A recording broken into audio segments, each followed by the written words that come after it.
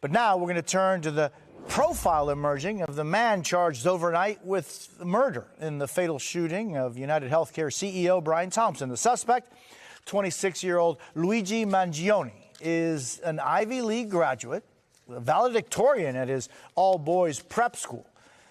According to charging documents, the officers who took Mangione into custody found a fake New Jersey driver's license and a 3D printed gun and silencer, similar to ones used in the December 4th shooting. There you see the pictures of both that apparently false driver's license and the weapon.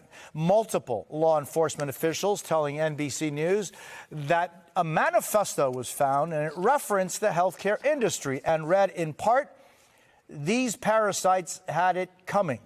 His arrest comes after a 5-day multi-state manhunt that ended when the suspect was spotted at a McDonald's in Altoona, Pennsylvania. A guy came in the door, and I didn't really look at him. I thought it was everyone was kidding around. Well, the one guy said, "That looks like the shooter from New York."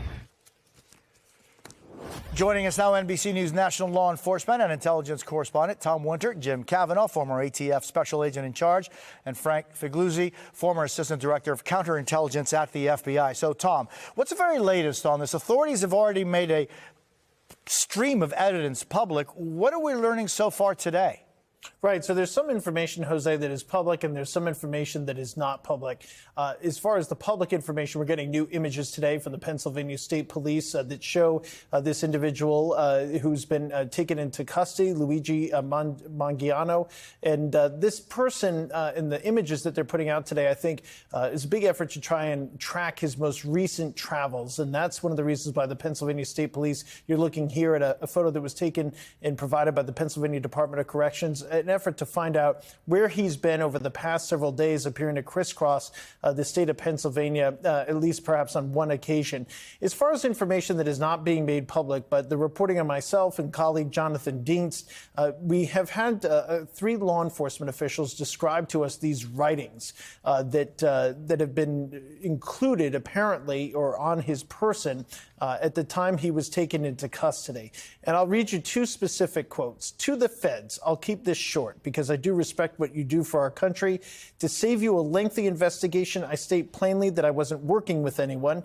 Quick note here, Jose, by the way, while authorities have said there's no indication that Mangione was working with anybody, they have not ruled out that either. The second quote is, "I do apologize for any strife or traumas, but it had to be done. Frankly, these parasites simply had it coming." So basically, we can kind of characterize these writings, Jose. And by the way, they're only, they've talked about how there are 3 pages. They're only approximately 300 words in length. But we can characterize it as having criticized the broader healthcare industry in the United States, large corporations, and specifically United Healthcare. So one other thing I think bears mentioning in this, Jose, is that there is concern in the law enforcement community, and this is universal. This was such a specific crime. And as we've seen, and as you've talked about, there is a portion of the community, certainly that we've seen online, that has championed the efforts here. I think it is important to point out that as a result of this, a father is dead, a husband is dead, and his funeral was held yesterday. And I think there's a real concern in the law enforcement community that folks might feel like they are compelled to act out similarly in the future. And I think that's a reason why you'll probably not hear as much information about this individual again. But there's definitely concern about that. And as far as the specific motive, that'll be something that'll come from prosecutors at some point or from law enforcement. And Tom, so many questions, right? And I know that you are, if there's anybody who knows anything about this, it's you, Tom. But there's a lot of information still to gather from this. But so I'm thinking, so authorities said they found that backpack in Central Park, remember, which is the backpack that authorities at the time said looked like the backpack that the shooter was wearing when he shot Thompson. That's one thing. So then, when he was detained in that McDonald's in Pennsylvania, Tom, there was apparently another backpack that he had, and what are officials saying was in that backpack other than these 300 words, 3 pages in it? This is the one I'm talking about. So this was the one that authorities back then said they'd found in Central Park, that they believed, remember, it had some Monopoly money in it, etc. That's exactly right. Yeah, it had the Monopoly money in it. It had a jacket as well. And this is the one that appears to be seen on that surveillance video that we've seen so many times of the alleged homicide here. So that's something that we've focused on before. We reported over the weekend and broke over the weekend that Monopoly money was found there. Don't know yet what the connection is or what that was all about.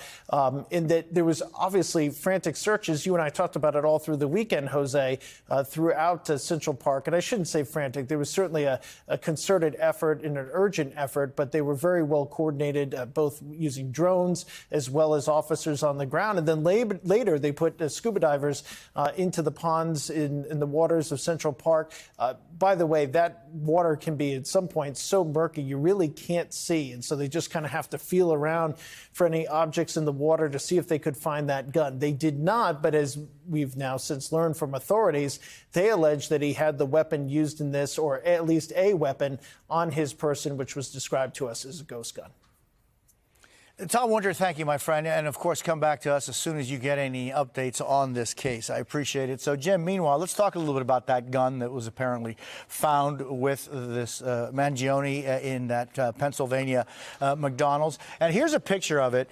And, Jim, you tell us, I mean, it looks like it's a reproduction of a Glock, right? And they talked about 9mm rounds found at the scene of the crime. What does this tell you? And then it's not clearly a Glock. What could it be?